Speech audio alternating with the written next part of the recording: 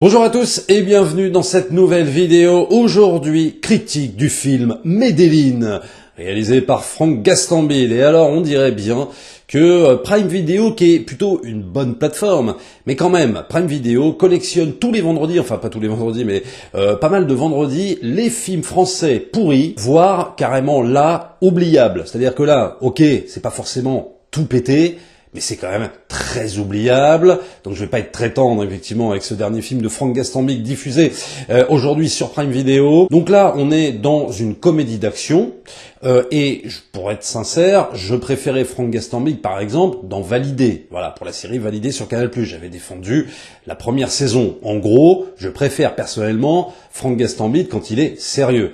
Parce que quand il commence à vouloir faire comédie d'action, etc., oulala. Alors de quoi ça parle? Medellin raconte l'histoire d'un youtubeur incarné par Brahim Boulel, fasciné par Pablo Escobar, obsédé par le buzz et prêt à tout pour faire parler de lui et qui va être enlevé par un cartel.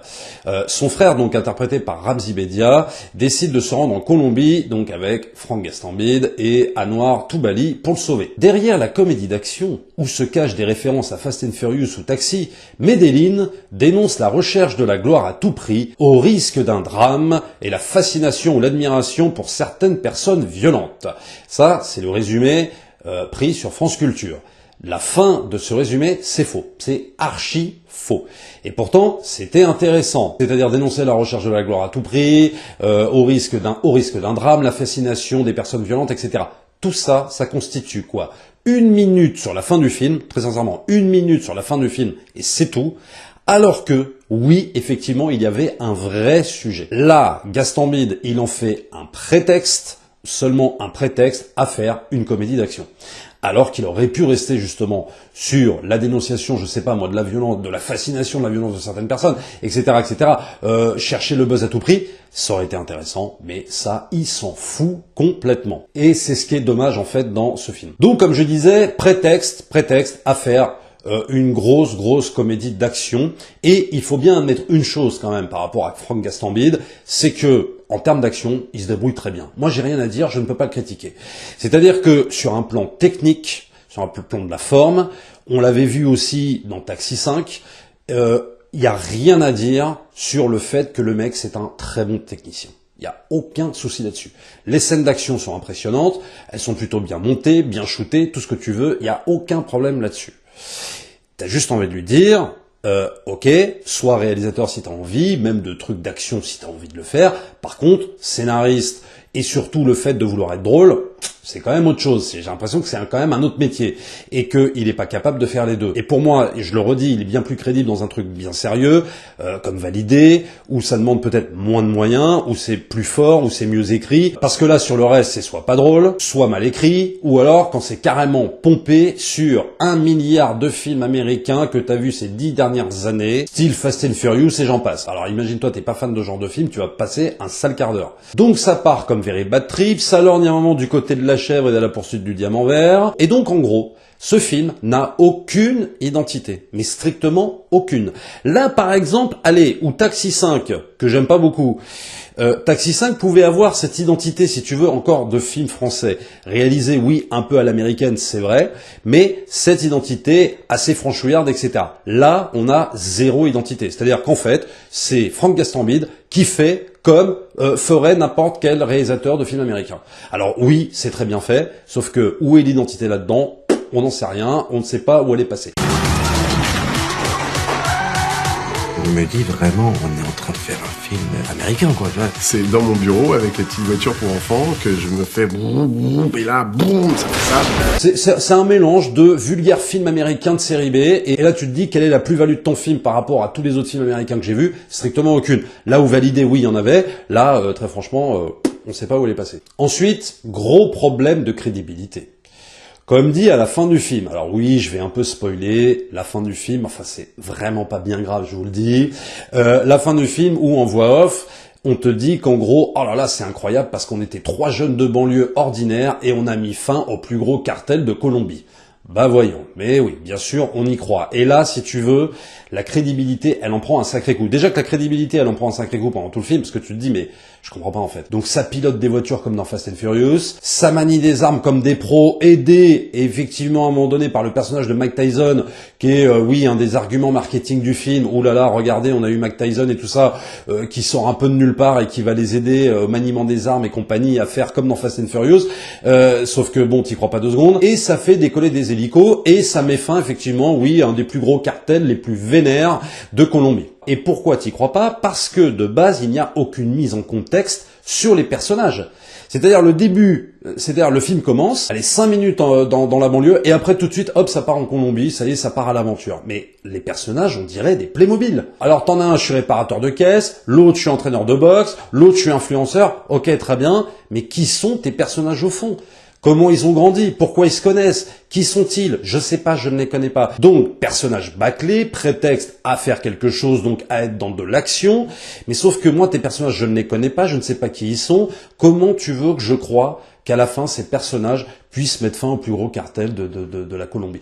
Non mais c'est juste pas possible, quoi. Donc, quand t'as des personnages qui sont pas bossés, quand t'as une mise en contexte qui est complètement rushée, bâclée, et hop, ça passe tout de suite à l'action, je suis désolé, la crédibilité, elle en prend un sacré coup. Tu ne peux pas croire un seul instant que ces 3 personnages, ils sont tellement badass qu'ils vont réussir à anéantir le boss, là, qui interprété par le mec qui jouait Tuco dans Breaking Bad. Alors c'est vrai qu'on voudrait voir un peu plus de Brahim Boulel, l'acteur que personnellement moi j'avais défendu quand j'avais fait la critique de Validé. Excellent acteur, sauf que lui, bah évidemment, il va se retrouver un peu demoiselle en détresse, relégué complètement au second plan, même si à la fin il y a quelques scènes sympas qui sortent du lot avec lui, mais c'est dommage parce que c'est lui qu'on aimerait voir réellement, et un peu plus de l'acteur effectivement qui joue Tuco, parce qu'ils l'ont eu, hein, l'acteur qui joue Tuco, je sais plus son nom, donc qui jouait dans Breaking Bad et Better Call Saul, voilà, excellent, hein, comme d'habitude, mais bon, qu'est-ce qu'ils en font?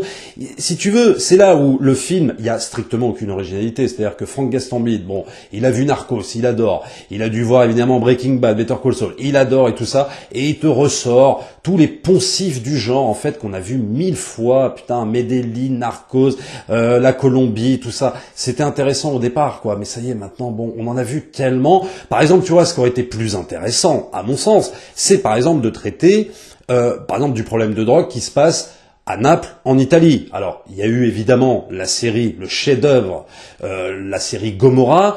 Non pas qu'il faille rivaliser avec Gomorrah parce que c'est trop dur, mais je sais pas, peut-être attraper ce sujet-là. Parce que le sujet, si tu veux, des narcotrafiquants en Colombie, bon, on l'a un peu vu 100 fois, quoi.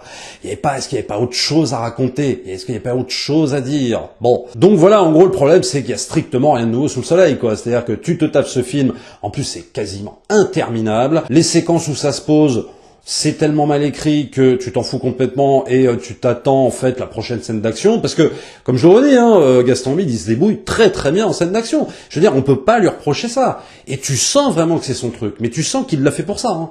Pour s'éclater avec les cascades en bagnole, à moto, machin, les scènes de gunfight, voilà, il s'est éclaté à le faire. Et il y a de l'ambition et ça rend très très bien.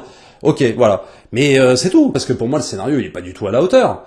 Il est pas du tout à la hauteur. Et moi, je pense qu'il aurait peut-être dû faire quelque chose, finalement, ouais, de peut-être plus sérieux, de peut-être plus premier degré, plutôt que d'essayer de jouer sur des quiproquos, l'humour avec Ramsey, tout ça. Une fois de plus, ça ne marche pas du tout, c'est pas marrant, c'est pas très drôle. Franchement, c'est vraiment dommage, parce que je pense qu'avec un budget pareil, et le fait que, à mon avis, Prime Video a dû lui laisser une belle carte blanche, à l'inverse de Besson sur EuropaCorp, sur Taxi 5, où là, ça a dû être un peu plus compliqué pour lui, mais même si c'est quand même bien débrouillé, d'un point de vue de la forme, hein, je parle, là, c'est un peu dommage, tu te dis, putain, il y avait de quoi faire peut-être un film plus ambitieux sur le scénario.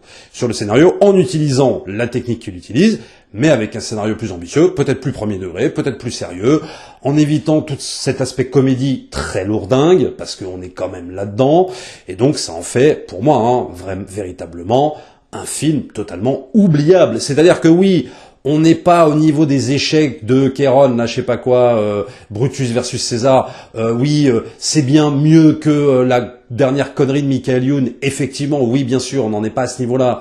Mais là, si on n'est pas au niveau de ces navets, c'est oubliable. Et je trouve même personnellement que même un Taxi 5, ça me fait mal au cul de le dire, mais Un Taxi 5, finalement, avait plus d'identité. Avait plus de, voilà, à la limite, avait plus de choses mémorables. C'est fou à dire, mais oui, il y avait plus de choses mémorables que dans ce Medellin où en fait, t'as l'impression de l'avoir vu 50 000 fois, quoi. Mais véritablement.